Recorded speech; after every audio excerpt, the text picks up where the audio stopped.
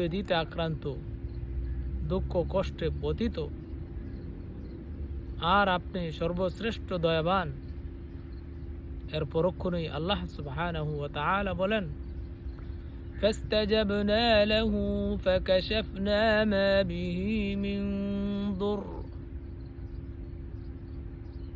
অতঃপর আমি তার আহ্বানে সাড়া দিলাম এবং তার দুঃখ কষ্ট দূর করে দিলাম।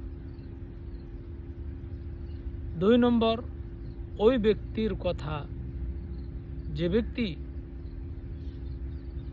অত্যন্ত দুশ্চিন্তা পেরেশানিতে, সংকট ও বিপদগ্রস্ত, অথচ আল্লাহর এই বাণী থেকে সে গাফেল, আল্লাহর বাণীকে এড়িয়ে চলে।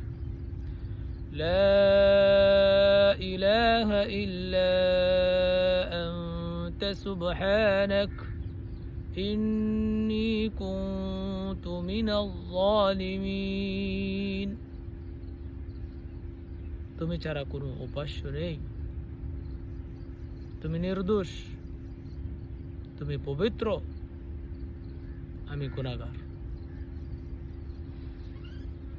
এর পরক্ষণেই আল্লাহ সুবহানাহু ওয়া তাআলা বলেন, فاستجبنا له ونجيناه من الغم وكذلك ننجي المؤمنين। অতঃপর আমি তার ডাকে সাড়া দিলাম এবং তাকে তার বিপদ থেকে মুক্তি দিলাম। অনুরূপভাবে বিশ্ববাসী মুমিনদেরকে বিপদ থেকে, পেরেশানি থেকে আমি মুক্তি দিয়ে থাকি। 3 নম্বর, ওই ব্যক্তি ব্যাপারে অবাক লাগে যে ব্যক্তি কোনো সম্প্রদায় বা কোনো মানুষের থেকে আতঙ্ক ও ভয়, জুলুম অনুভব করে, অথচ আল্লাহর বাণী থেকে সে গাফেল, আল্লাহর এই বাণীকে এড়িয়ে চলে।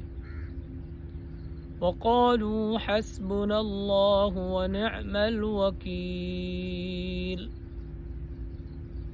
আর তারা বলল, আমাদের জন্য আমাদের আল্লাহই যথেষ্ট, তিনি সর্বোত্তম কামিয়াবি দানকারী, সর্বোত্তম পরিকল্পনাকারী।